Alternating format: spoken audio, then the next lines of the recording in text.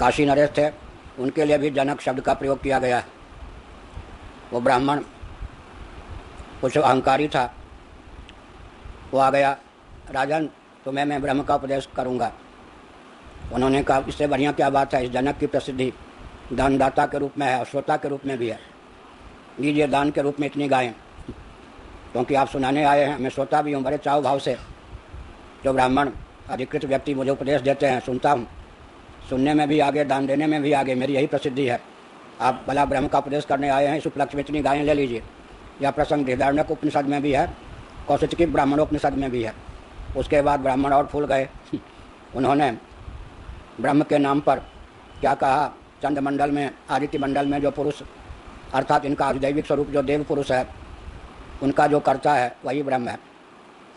लेकिन वास्तव में ब्रह्म कौन है, जिसमें अधिभूत भी है, अध्यात्म भी है, अधिदैव भी है, उससे अतीत माया प्रकृति भी है, माया शक्ति भी है। माया दक्षिणा प्रकृति श्वेते सचराचरम हेतुना नेन कौन्तेय जगत भी परिवर्तते। तो जगत के एक देश गिनी चुनी इकाई को लेकर ही कर्तृत्व का निरूपण किया। केवल अधिदैव का जो कर्ता होगा वो ब्रह्म कैसे होगा, वो तो पूरी सृष्टि का ही कर्ता है, पूरी सृष्टि उसका कर्म है। तो अजातशत्रु ने कहा ब्राह्मण, आपने ब्रह्म के रूप में जिसका उपदेश किया उसमें तो ब्रह्म का लक्षण चरितार्थ ही नहीं होता है, क्योंकि आपकी जानकारी यहीं तक है, अब आप मौन हो गए हैं, तो मुझसे ही आप ब्रह्म का उपदेश सुन लीजिए। क्योंकि क्षत्रिय अगर ब्राह्मण को उपदेश देते हैं तो छांदोग्य उपनिषद में आया है कि क्षत्रिय को दान देने का अधिकार है, ब्राह्मण को दान लेने का अधिकार है। और दूसरा नियम क्या है कि यह जो ज्ञान विज्ञान है, अध्यात्म विद्या है, तीसरा कोई इसका अधिकारी नहीं हो सकता है, या तो पुत्र या शिष्य इसके अधिकारी होते हैं। वो शिष्य भाव से प्रपन्न ना हो, उसको यह विद्या नहीं देनी चाहिए। या तो पुत्र अधिकृत है गृहस्थाश्रम की दृष्टि से, या शिष्य अधिकृत है, तीसरे को यह विद्या मिल नहीं सकती। अब इस नियम का पालन भी करना था। ऐसी स्थिति में क्या हुआ, ब्राह्मण लोग शास्त्र को जानने वाले थे, छांदोग्य की कथा है, तो ब्राह्मण लोगों ने कहा कि हम तो इस विद्या को जानते नहीं, आप उपदेश दीजिए। तो वहाँ पर हम शिष्य भाव से आपके पर समर्पित हुए हैं, भले ही आप क्षत्रिय हैं। समित प्राणी होकर ब्राह्मण आए, लेकिन अब राजा ने सोचा एक और वर्ण धर्म है, एक और विद्या के अधिकारी का प्रश्न है, दोनों में सामंजस्य होना चाहिए।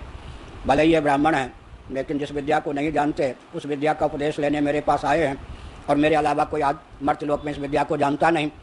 अगर कोई ब्राह्मण जानते होते तो उन्हीं के पास इनको भेज देते। जानकार ब्राह्मणों में इन्हीं की प्रसिद्धि है जो लोग आए हैं। तब क्या किया जाए, जब तक ये शिष्य भाव से प्रपन्न नहीं होंगे मैं उपदेश नहीं दे सकता, शास्त्र की मर्यादा। और क्षत्रिय होकर ब्राह्मण को उपदेश दूँ, गुरुत्व तो ब्राह्मण में जन्म जाता है, अब दोनों में सामंजस्य कैसे हो, छांदोग्य में आया। तो राजा ने कहा ठीक है, आपने मर्यादा का पालन किया कि समित प्राणी होकर शिष्य भाव से आप मेरे पर प्रपन्न हुए, लेकिन मैं मर्यादा का पालन करता हूँ कि आपको शिष्य बनाकर नहीं, दान के रूप में यह विद्या देता हूँ। तो दोनों पक्ष की रक्षा हो गई। शिष्य भाव से वो लोग प्रपन्न हुए और इन्होंने उनको पात्र समझकर, ब्राह्मण समझकर क्षत्रिय को दान देना चाहिए।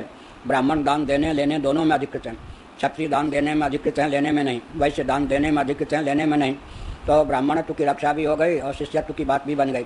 तो यहाँ भी अजातशत्रु ने सोचा होगा ये ब्राह्मण देवता हैं, शिष्य बना के तो क्या उपहार के नाम पर, भले ये नहीं कह रहा हूँ कि मैं आपका शिष्य, मौन हो गए, इनकी बोलती बंद हो गई, चलो हंस खेल के सही इनको दान के रूप में ही यह विद्या दे दूँ। इस प्रकार से उन्होंने कहा आपने जो उपदेश किया है वह तो जगत का एक अंश ही है, भगवान की विभूतियों में अधिदैव भी है, लेकिन उस अधिदैव का कर्ता ही ब्रह्म है ऐसा मानेंगे तो समग्र जगत का जो कर्ता है उसमें ब्रह्म का लक्षण चरितार्थ होता है। केवल अधिदैव का कर्ता या अमुक अद्भुत का कर्ता तो कोई विशेष चेतन भी हो सकता है। तो जिन चेतनों, अधिदैव रूप जिन चेतनों का वर्णन किया, अधिदैव भगवान शंकराचार्य ने यह मर्यादा प्रस्थापित किया है कि अधिभूत को जड़ माना, अध्यात्म को भी जड़ माना, अधिदैव से चेतन की गणना प्रारंभ किया। विषय करण सूर्यजीव समेता सकल एक सचेता, सबकर परम प्रकाशक जो ही राम अनादि अवधपत सोई रामचरितमानस। विषय माने अधिभूत, शब्द स्पर्श रूप रस गंधादि इंद्रियों के विषय, ये तो जड़ हैं, ग्राह्य हैं, ग्राहक है ही नहीं, लेकिन इंद्रियों में ग्राहकता है। तो विषय की अपेक्षा इंद्रियों में चेतना शक्ति उद्दीप्त है और इंद्रियों के प्रकाशक अधिदैव हैं। तो शंकराचार्य ने सोचा विषय को तो चेतन मान नहीं सकते, करण को भी चेतन मानना उचित नहीं। प्रथम चेतन आरोह क्रम से विचार करें तो किसको मानना चाहिए, अधिदैव को, उसके बाद जीव को, उसके बाद ईश्वर को, और अंत में परमात्मा जो लक्ष्यार्थभूत हैं वही वास्तव में चित धातु हैं। अन्यों में चेतनत्व की प्रसक्ति उन्हीं से होती है। तो अधिदैव मंडल के रूप में आदित्य मंडलांतर्गत पुरुष और चंद्र मंडलांतर्गत पुरुष का वर्णन किया गया, उसका कर्तृत्व जिसमें जाता है उसको कह दिया ब्रह्म। तब अजातशत्रु ने कहा, जिसको आपने ब्रह्म कहा उसमें तो ब्रह्म का समग्र लक्षण चरितार्थ नहीं होता, समग्र जगत ही जिसका कर्म है उस कर्म का एक अंश ही अधिदैव है।